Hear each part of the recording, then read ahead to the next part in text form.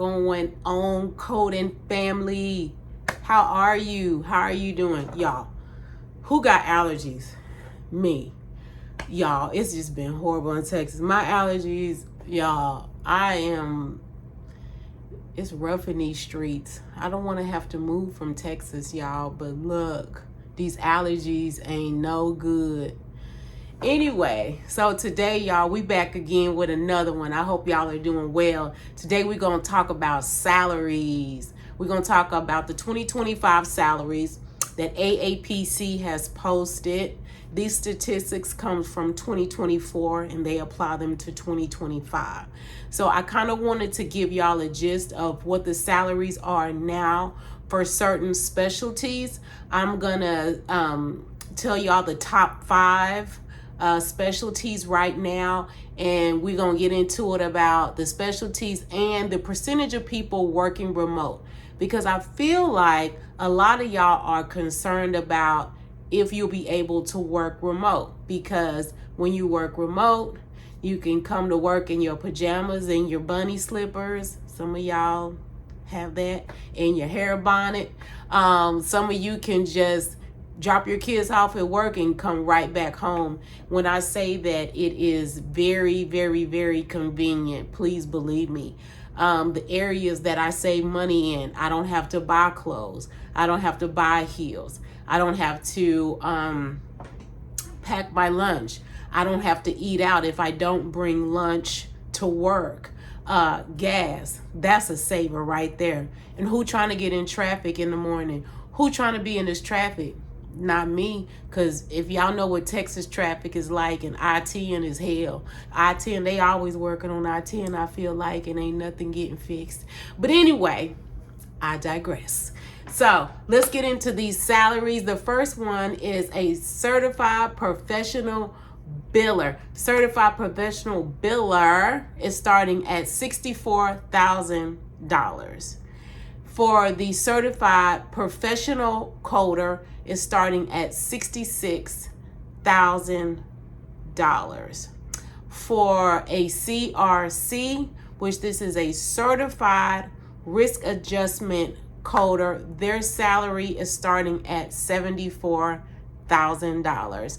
For a CPMA, a certified medical auditor, their salary is starting at $81,000. For a CIC, a certified inpatient coder, their salary is starting at $77,000. For those who are thinking about trying to, first of all, I think some of y'all are trying to figure out which specialty to go into. And that's the first place to start when you're looking at becoming a coder. What type of coder do you want to be? Do you want to be a CIC, which is a certified inpatient coder? Do you want to be a CPC, a certified professional coder, which is what I am? Do you want to be a CPB, which is a certified professional biller? 2, are you looking at easy? Because let me just say this across the board, none of these exams are easy. This is a certification that will last a lifetime.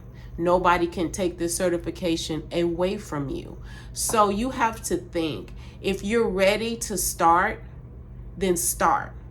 Start doing your research. Do you want to go with AHEMA or AAPC?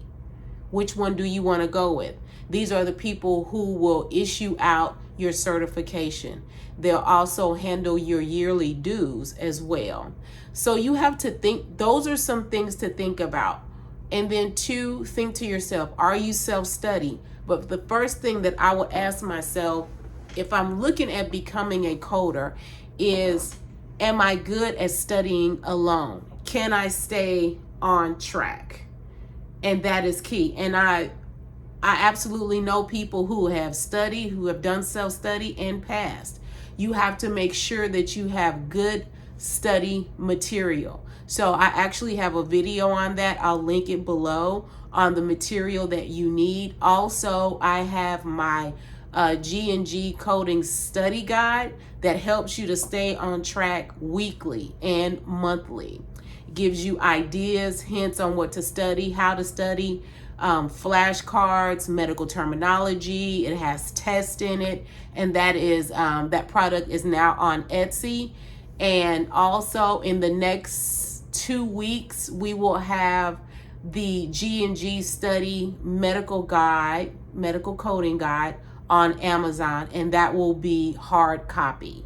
So if anyone thinks that they need any study material, you can email me, but go on Etsy, and then I will make an announcement once the hard copy of my study guide is on Amazon. I will definitely let everyone know for sure. But I think first things first is to figure out what type of coder you want to be. Don't think as much as, oh, is it hard? Is the test going to be hard? Yes, it's going to be hard, but it's not to say that you cannot pass it. Anything worth having is hard. Anything. So you have to think about that. You want your future to change. You want your future to be different. You want to stop transferring money from one account to the next, or you want to stop living paycheck to paycheck. This is the time to get it. This is the time to grind, right? This is the time to do what you need to do to get the certification, and stop asking, is it hard? Is it difficult? I don't know. Yes, you're smart enough. Yes, you can do it. And for the simple fact that I took it 7 times, lets you know that even though at certain moments I didn't think I could do it, I didn't think I was ever going to get the certification, but I kept getting up. I kept failing, and I kept getting up, and I kept getting up, because in my mindset, once I set my mind to something, I said, come hell or high water, somebody gonna give me a certification.